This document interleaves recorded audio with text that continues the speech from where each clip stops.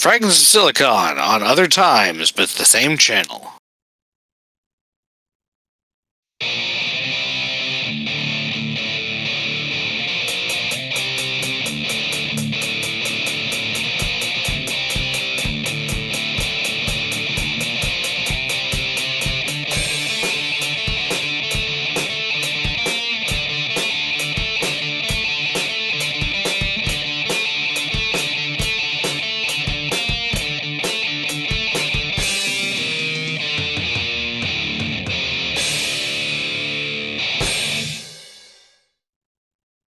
All right, welcome to another installment of the Fragments of Silicon Daylight interviews. Joining us this week is Eugene of Tall Troll Games. Hi, everyone. Hello. How are you doing today? I'm doing great. Thank you for inviting me. It was a nice experience to talk about a little bit of everything, our game, general games and stuff. Yeah. We'll get into it formally here and now, and we'll do that by asking this particular question. What got you interested in video games, both on a personal and a professional level? Yeah.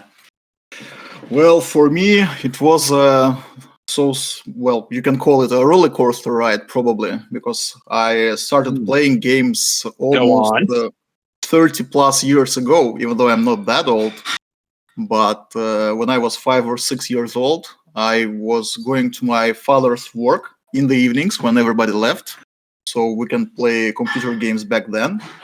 And for almost 20 years, I was only playing games, but I never actually got to the idea that somebody can create those games on their own. So it wasn't until 2017 when we got in a group of friends who started actually doing something else. So like creating games, not only playing them. So that was basically, like, in a very short, my story. Okay. And yeah. Was there a So was there a particular event or process or something that sparked you and your friends to make the leap into making video games for a living? No, actually, it didn't start as making games for a living in the beginning, because first of all, it was most of you can sort of call it a hobby, probably. And for us, it started with creation of the board games. So a friend of mine, he is a huge board game fan. We all play board games too, but I'm just more of a video game person. And so it began with him offering, like, hey guys, why don't we make our own board game? And it started with us with that. And after a few years, we moved on and actually decided that, hey, why don't we give it a try in the video games as well? Because, well, we have like a huge experience. We have a lot of games in our mind, a lot of ideas on how to make games better. And that was the initial idea. So yeah, why don't we try making our own games if we have all that? And so yeah, we gathered and started thinking, started watching, like, what can we do, what games do we like, what games we don't like, what can we do with our knowledge and this kind of stuff. And yeah, go ahead. How long ago was that? That was actually 6 years ago. So it was 6 years ago. And first of all, we started with gathering the team, because probably everybody knows that the hardest part is to find the right people who fit exact pieces of puzzles and that can actually work together and share the same ideas, share the same interests. And this is a harder thing, that you have to find people who can share your ideas and who are willing to make the game that you like. Because this is probably the worst case scenario when you start making games and it's just that everybody wants to make their own, and you have absolutely zero in common, and so you don't have anything that unites you in a group, So that, I suppose, begs the question: how did you unify behind a game or games, or how did you all parse that down? Can you say it again? Because I didn't think I quite understood the question. So what do you mean exactly? Like what is uniting us or what? Yeah. What ended up uniting you behind a game? Then? Mhm. Well, for us, it was generally just like the games itself. So it's just that we have a very long history of playing games, and so for us, it was just like that. That all right, we want to create something. So it wasn't a specific idea of or a game that we wanted to create. It was like just a general idea that all right, we want to create games. And but they still had how do you say there were some parts that has to click together. For example, we all are or were in the some years ago huge Blizzard fans. So we like the Diablo, World of Warcraft, Hearthstone, and these kind of games. And it was our thing. So this is something that we liked, and we wanted to try to create on our own, even though that it's not very easy because, Blizzard games are very beautiful, and so it takes a lot of experience from you if you want to create a game like that. But it was our initial goal that we wanted to create something beautiful, but also fun and interesting to play. Indeed, and Blizzard also has an army of thousands to make its games. Yeah, of course, but yeah. And how big is Tall Troll Games? Well, today we are a team of 5. So it's me and my co-founder living in Tallinn, Estonia, a very small country in Eastern Europe, and 3 more people living outside of Estonia. So for us, it was started like as a remote team. So when the COVID came, we were totally ready for that. So we had 0 problems with having to work on a remote. It was like we started like that. So yeah, it was totally fine with us. All right. Well, that's good to know. And yeah, remote work is increasingly common for obvious reasons. Yeah. Like,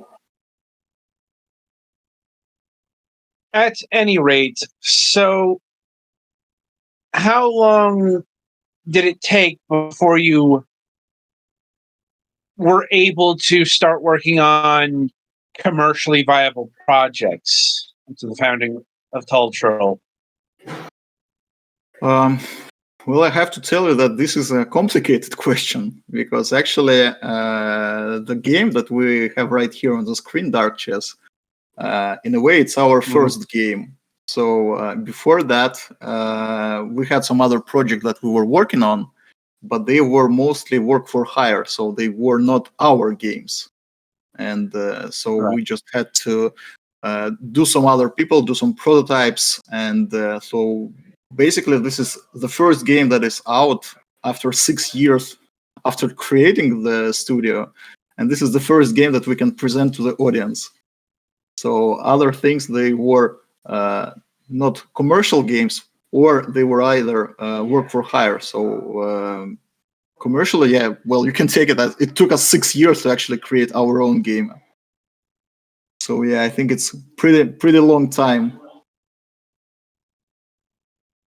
Yeah, I would say so. But once again, it's not a story that's uncommon on this program, since especially if there's no track, so to speak. Like if you weren't doing games beforehand, because we've had both sides of that coin on this program. Some people worked at other companies, the gaming industry, some didn't. But basically, you got to get the experience somewhere. Yeah. Well, for us, it definitely wasn't the experience that we had previously. So it was like we gathered the team who had zero experience in creating games beforehand. Yeah. So with the founding team, it was me and my co-founder Dennis, and Dennis had a design agency that he was running for 20 years. And so it was close. He was very known to the visual part of the gaming, but still it was absolutely different. And for me, I had a financial background. So I was working in banks, in insurance companies. So you can call it definitely something that is very, very far from the game development, and especially indie game development. So, but still, yeah, Right. this urge for creation of our own games, it just kept pushing us. So we started in 2017, and when the COVID hit us, so it was 2020, we decided to go full indie, to go full development. So I've left my job, Dennis left his agency, and so we focused only on game development. And still, yeah, it took us 3 more years to actually finish the game that we started back in 6 years ago. So I mean, like the Dark Chess, because yeah, this is a game that we started a very long time ago, but we were constantly distracted with some other jobs, work for hires, hyper casual gaming that we were doing for some other companies and this kind of stuff. So yeah, even though I totally understand that you probably have a very good amount of other companies that share the same story with us, probably with all the similarities, it is a bit different. Of course, like there's always going to be a bit of variance in the tale, so to speak. Absolutely. And like one of the biggest is like the game that you wanted to make. Indeed. What was the driving force behind making a chess game? And I will note for those who are not currently watching the footage on screen, Dark Chess is a actual chess game. It isn't an auto battle that they're calling a chess game. Like, but anyway, what made you want to make this? Well, just a small idea. So this isn't exactly a chess game. It's definitely chess-based, but the main difference that we had when we started developing the game is that this is chess with fog of war. So something that is not very natural in chess, because usually in chess you have all of the information available to you on board. You see all of the pieces, you know all of the movement that your opponent makes. And so you can make and play the game that you can perfect it in any way that you can. While having fog of war adds some sort of a unknown, because you don't know what is happening on the other side of the board when you have fog of war intact. And so every move that you're making can change something. And it adds a little bit of intrigue, a little bit of mystery about like, all right, I'm going to make a move. Is it going to be a good move or a bad one? And you never know that. While in chess, you probably, if you play it, you know that, all right, this was a good move or not. For example, I can see that what is happening on the board right now is that this is more of a chess puzzle that you're doing, and you have to find a winning move. So this is checkmate in one. And so you need to find the move that will checkmate the king, the enemy king, and that it will have no legal move that he can make, and it will be a checkmate. So a little hint for you, you have to move a queen, and you have to find a way to attack the opponent king, so you win. Yeah. I'm just not very good at chess. I am watching like how you play, and I totally see. And the funny thing that some people think that when you add fog of war to the chess, actually you won. So congratulations on that.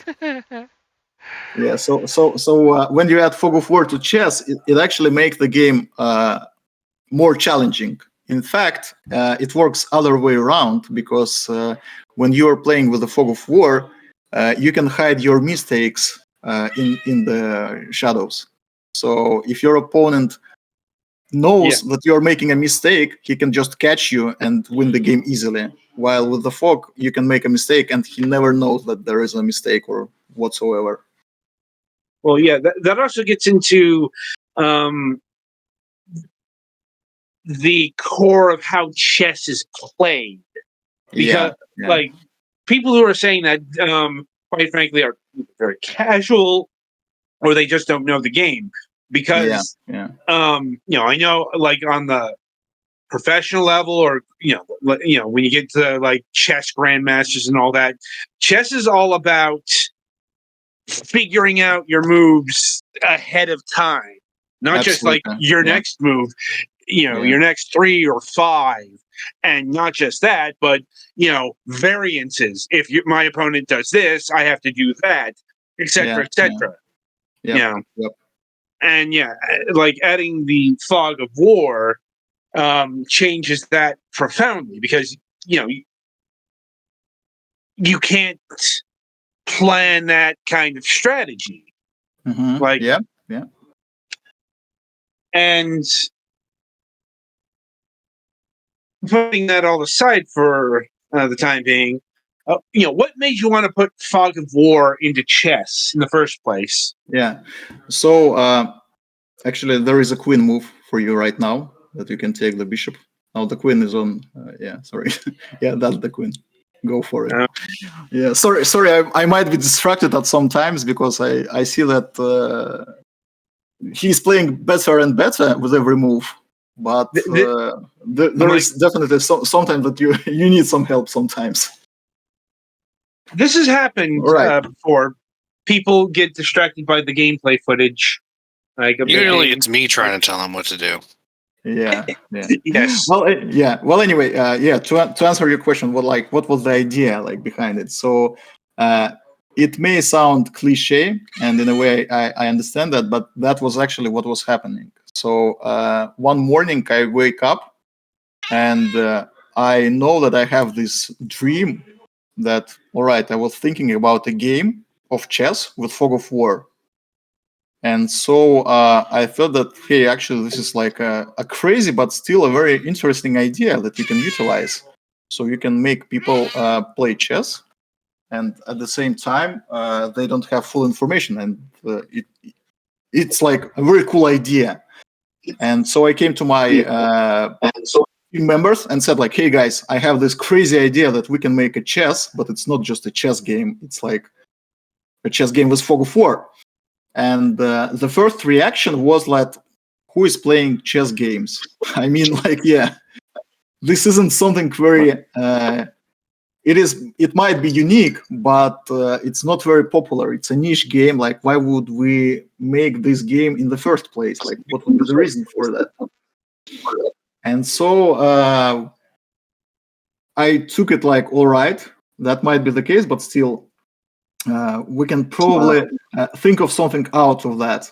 And so I was talking to our developer, and so we started and created the first prototype in a week or something. And when we actually played with my co-founder Dennis, the moment when I got his king and I captured it out of the fog, it was at this moment that he thought that, all right, there is actually maybe something interesting in that gameplay. So for us, it was purely out of the gameplay that you play and the fun that you get into the game. And so I know that some people find chess boring because, well, it just takes a lot of time. You have to make this sort of like think in advance, like what moves are you going to do and this kind of stuff. And so Fog of War, it added just another layer to that, on top of the usual game.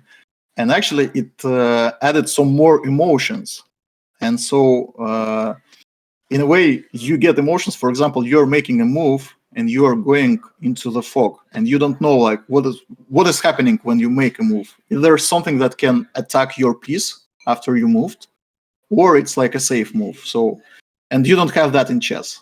And this is something that was the core idea for us, that, all right, this is interesting, and maybe we should just try and play and see where it goes. And it took almost 5 or 6 years to actually get there in the end. I gotta say that is a long time to be spending on a chess game. I know you were doing other development for a good chunk of that time, but still, 3 years to do a chess game is quite a lot. Yeah, but that is the fun part, that we actually, if you put all of the time together, the time that we were doing this game, this exact one, it actually, it's not 3 years. Maybe it will be a year and a half.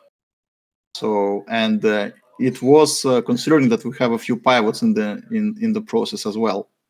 And this is probably also something that you hear quite often here, that people start making games and then at some point they understand that, all right, it might be not working exactly the way we wanted it to be, and so they start to pivot.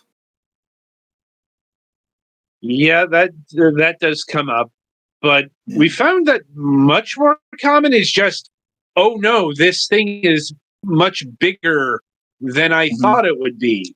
Oh, you know, it's like, oh, so many times that has happened. No, it wasn't our thing, because for us it was quite the opposite, because basically the chess game that you make, the usual chess game, it is quite easy. So if you're not going to put some fancy visual stuff on top of that, you hardly need to spend too much time. But in the end, we decided that making just a chess game is definitely not something that we want. And even the chess game with Fog of War, it may be just not enough for us. And we wanted to have something more than that. And so for us, it came to the idea that, well, there is a move. Oh, yeah, you can take the knight. It's free. Yeah, sorry. Yeah, so you can do that. You can create a game, but so in the end, we decided that we want to add this. We want to add a single-player campaign. We want to add some puzzles. We want to add some other chess variations, chess rules, some more visual stuff, and that is what was in our case something that extended the development to where we are today. Yeah, that sounds about right. I suppose one question that comes to mind, did you have any consideration towards battle animation for your chess pieces here? Yeah, absolutely, because there was a game back in the 90s that was called Battle Chess, if you heard about that, I don't know. And so it was Played probably... it back in the day? Yeah, I was playing that game back in the 90s. So it was cool, but at some point we decided that it was already done. So it wasn't something like, new. It didn't have this novelty inside. Yeah. And we wanted exactly different. We wanted to create a game that is unique and fun to play, but also has this layer of novelty in it as well. Which is actually a pretty tall order, because we're talking about chess here. It's a game that has existed for about 1,000 years or so. Something about that, yeah. Well, it's like there's a whole history there that we don't have time to get into, and there are Forerunner games, but let's just say 1,000 years. Yeah. And like you can trace it back to medieval times. So, and it's been a popular game for most of that time. But so doing something new with chess is kind of hard. Like even going with chess like puzzles. Like I know a lot of those started rising in like the 19th century. Stuff like, if you ever heard of the Knights game or the Bishops game. Yeah. Which are, for those who might not know, those are, you have a chess piece, but it's just a knight, and you have to get it across the board by moving it like how you move a knight or a bishop. Yeah, the chess knight has the most interesting movement pattern, so it gets used a lot in puzzles and stuff. Yeah, absolutely. And this is actually one of the easiest stuff, because you don't need to spend much time to actually create something on your own when you're doing that, because, well, it's just not hard. And chess puzzle with a knight is something very usual, and you can easily do that. And so, once again, this is why we added puzzles, and they are more of a common chess puzzles. But once you get there, we handpicked the puzzles that are more interesting to play. So for us, it was an idea that, all right, so we're going to have that, and what can we do about that? And we decided that, all right, why don't we give the most interesting puzzles that we can come up with, and that should be fun. And so this is why we have what we have now. So we have a chess-based game with chess puzzles that are, well, probably not the only thing in the game, but which plays a major part in the game after all. And when talking about chess game and what can you do about that, actually there are quite a huge number of games that you can find even in Steam that are very much different and that are utilizing chess as a chess engine that you can no sorry, I just saw that he's going for a draw here. Yeah, because that was a move that is not going to win. Yeah. But still, Again, I'm not very good at chess. Yeah, so when you take a game that is as old as chess, you can add a shotgun, and you can get a game that is called Shotgun King, where you have only one piece, and you have a shotgun, and you have enemy pieces going on you, and you have to actually make a shooting game out of that to win the game, and it's also in a way a puzzle game. Or you can add time to that and make a 5D chess when they utilize a different time layer, and so you make a move and then you switch to another timeline, and when you make another move, so and it still has the same chess game in the base, so this is a chess game, but it just utilizes some different things, different rules, custom rules, whatever, and it works differently then. Yeah. And can you hear me? Yeah. Now I hear you fine. Okay, good. Sorry, internet connection stuttered there. Live broadcasting and all that.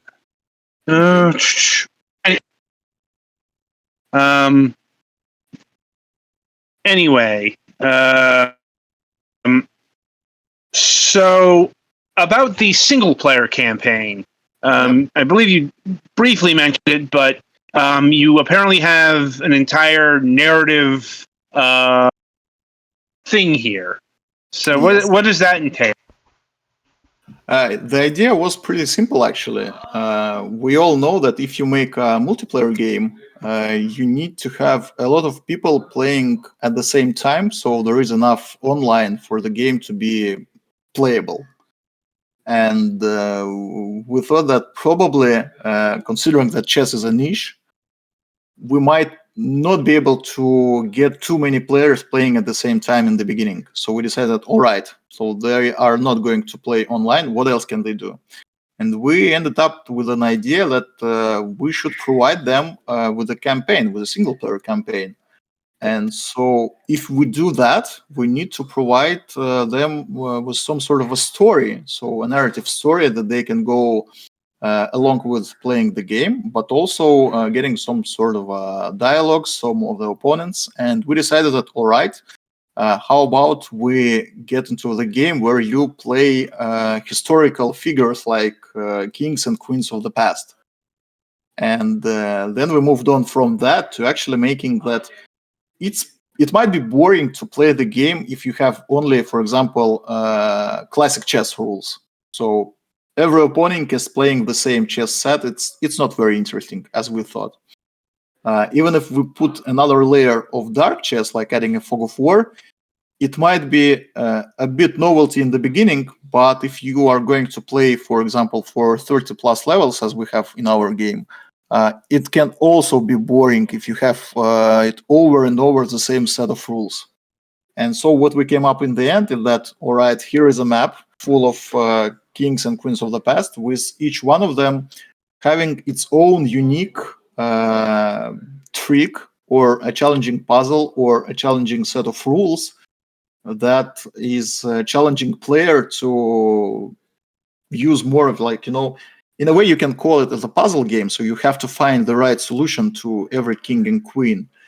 But at the same time, it utilizes the chess at the main entrance level and then moves on and adds on top of that to add something more interesting, intriguing. And that was the core idea, that this way we can keep players entertained and have fun while playing simply a chess game.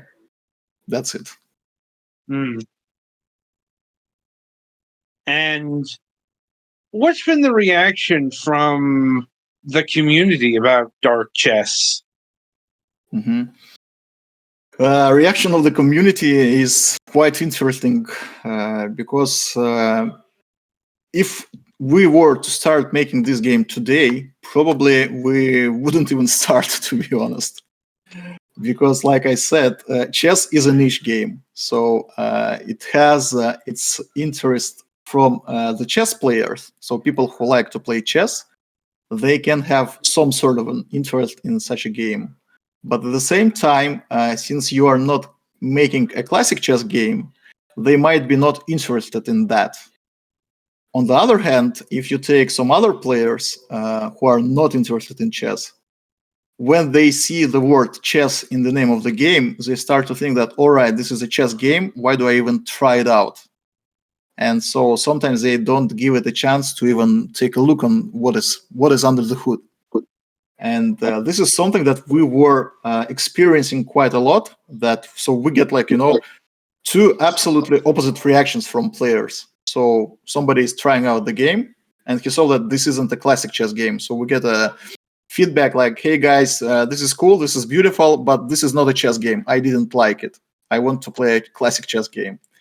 On the other hand, we get another player playing the game and writing us a feedback like, hey guys, this is a chess game, I didn't like it.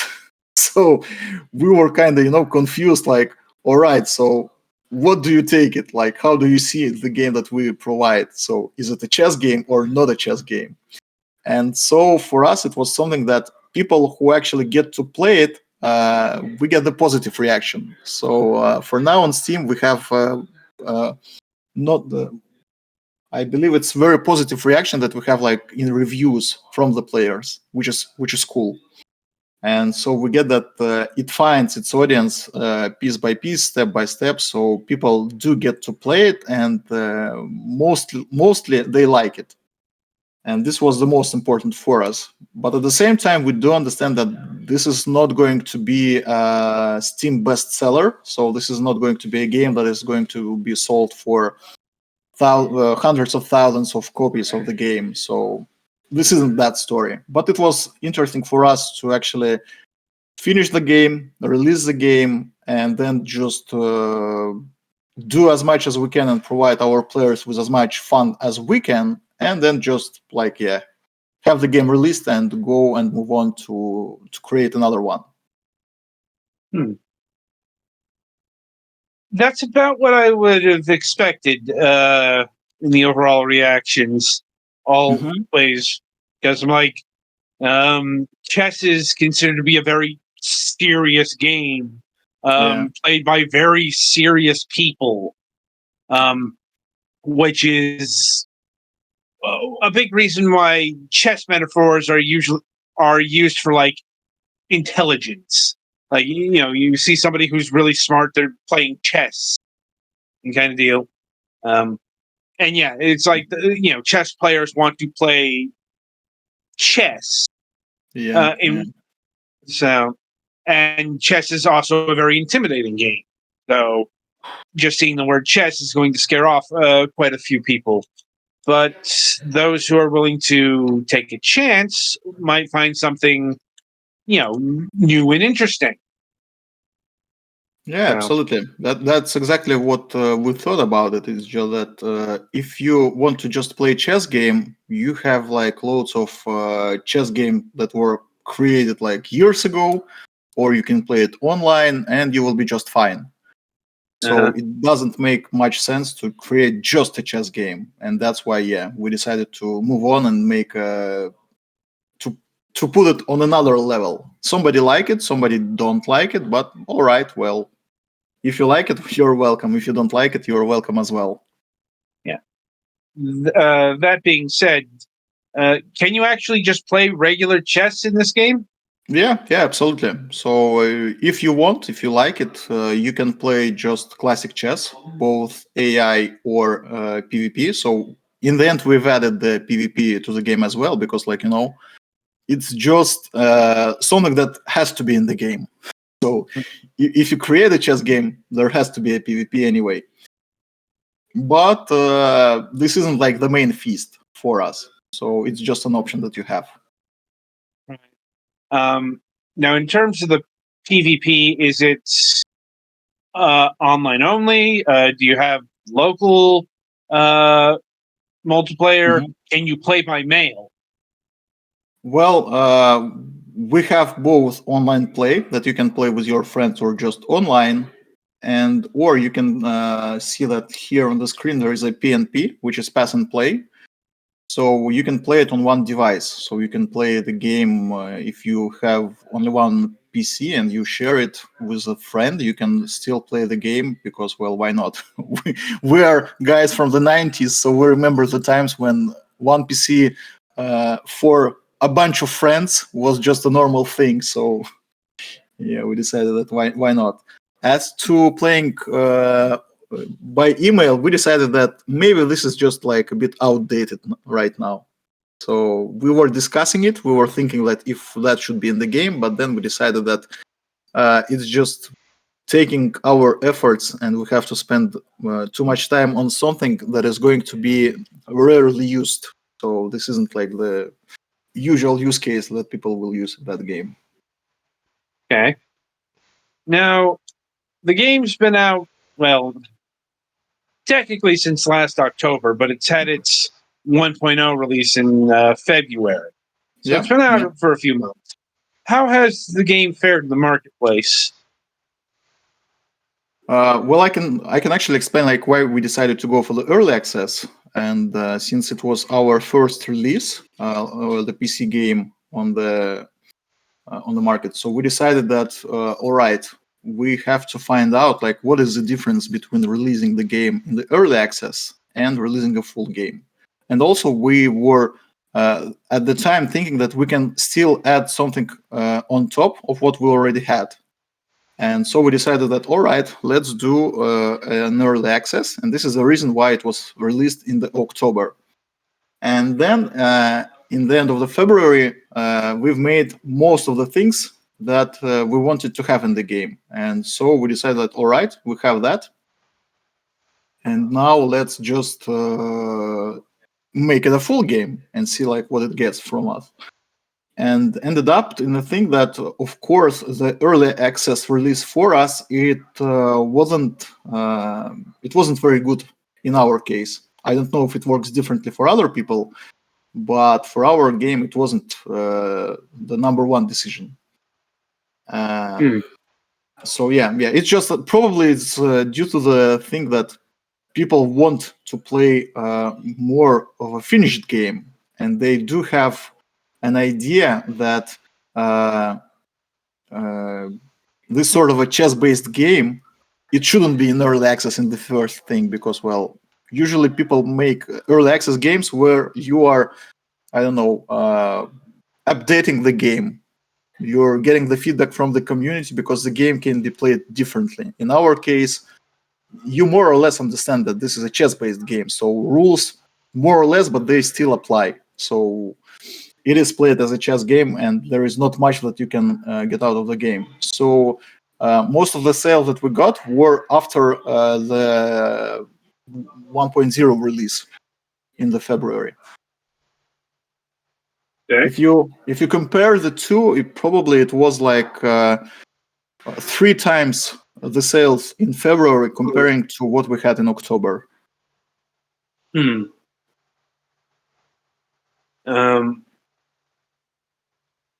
So does it mean it did well? It didn't, considering the amount of time we spent on the game, but we still see the game that chess is one of those evergreen games that you can have. So I mean, you can play this game today, you can buy this game in 5 years, in 10 years, and you can still play it. So it doesn't get old, it doesn't get outdated with time. So it's not like some sort of a fancy first-person shooter that you're making today that is hugely dependent on the visuals and graphics and the physics or whatever. And so in 10 years, you're not going to buy the game like that. With chess, you can do that. You can just buy the game that was released 10 years ago, and you can still enjoy it in full. So yeah. So we take it like, all right, we are still thinking that it can become more successful with time, over time, and we will just see what happens. Indeed. I suppose on that note, are you looking to bring dark chess to more platforms? Not really, because actually we started the development of the game having in mind mobile platforms in the first place. Back in the days, I mean, like when we started it. And we were, first of all, looking at that, but mobile market is very different from the PC market. And so, in short, the thing that we understood in the process when we were talking to different publishers, I mean, the mobile market publishers, is that you need to make a game that can be very good monetized. And to get there, you actually need to invest a lot of money in the initial marketing campaign of the game, so that in the end it performs and it gets monetized heavily and it can bring money back. Yeah, to do it on mobile, you'd have to like give it away for free, but then sell access to the other modes for a subscription or something. Absolutely, and you need to do something that will be monetizing the game. So it's either a season pass, visual appliances, or whatever. But something like that has to be in the game. And so we tried talking with quite a few of the publishers, and in the end, we made a few testing marketing campaigns. But it turns out that selling a chess game to players is just too expensive, and you don't have much that they can pay back in the game. So it doesn't make sense in that. Yeah, I'm not sure how that would work, because another problem with making a chess game in this day and age is, well, there are quite a lot of chess games. I know yours is a chess-like game, but yeah, that may not necessarily come through at first glance. Yeah. My point is, there's a lot of free chess programs, like on mobile. Hell, there's chess.com. Yeah. So it's a bit of a hard sell, unfortunately. Absolutely. So for us, we decided that it's just the market is too hard for selling a game like that. And instead of trying to break the walls with our heads, we can just stick to PC and maybe consoles. But once again, I don't think that people want to play chess on a console that much. Handhelds may be the case, like Steam Deck or Nintendo Switch, but probably you're not going to play a chess game on Xbox or PS or whatever.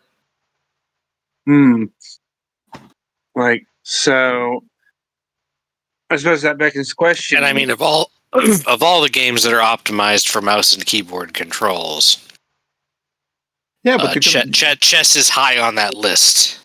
You can actually you can do that with a gamepad. You can play, and we were making experiments about how can you do that, and it works fine.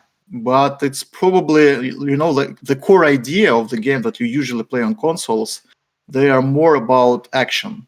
Yeah. about something happening in the games. And chess is definitely not about action. Yeah. Yeah, I'm not saying you couldn't do it on console. Just No. the point, clicking and dragging is the way that chess normally Yeah. I mean, like in real life. It's a closer analog to how it works.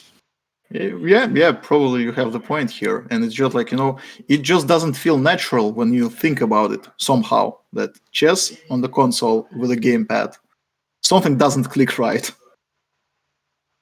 mm-hmm. Like, chess games on consoles go all the way back to like the earliest systems.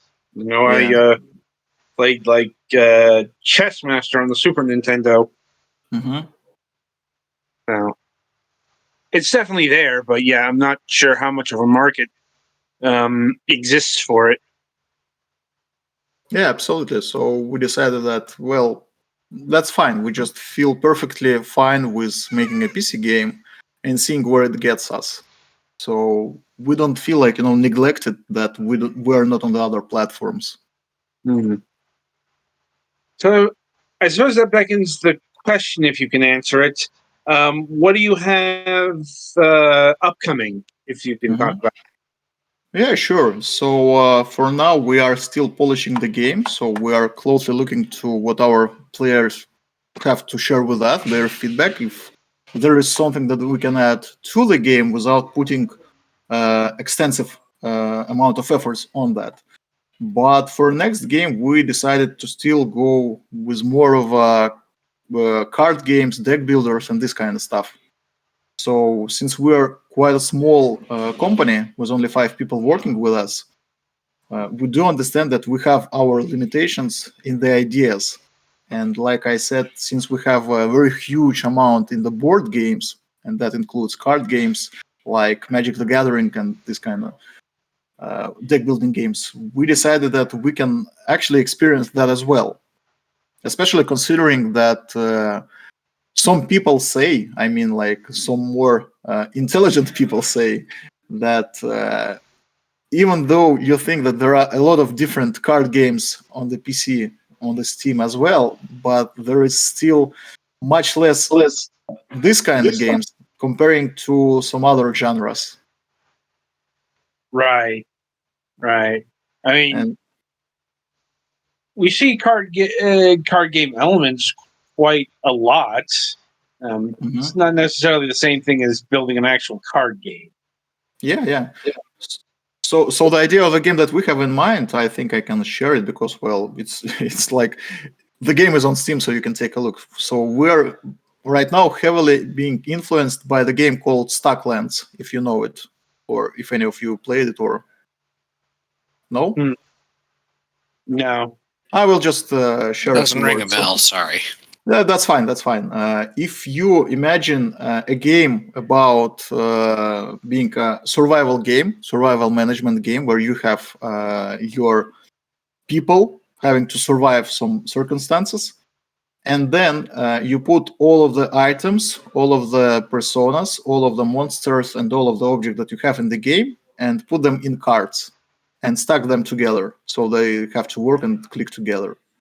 And then you have a Stacklands. So it's basically the idea of having usual concept of survival game,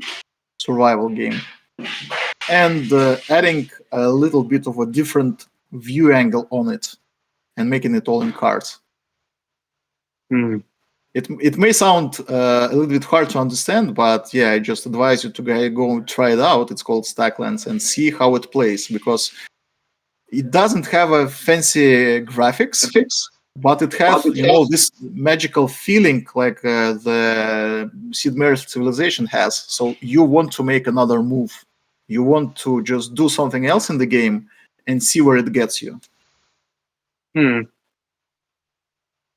Maybe we'll do that at some point. And yeah, I think I've run through my gamut of questions, so I'll see if my colleagues here have anything further for you.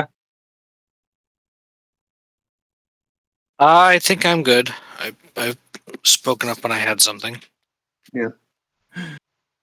Yeah, all right. Well, depending on you, if you want, we can discuss something that is happening with the indie game industry or whatever that is not connected with our game company or plans. So yeah, if you have a topic, let's just discuss.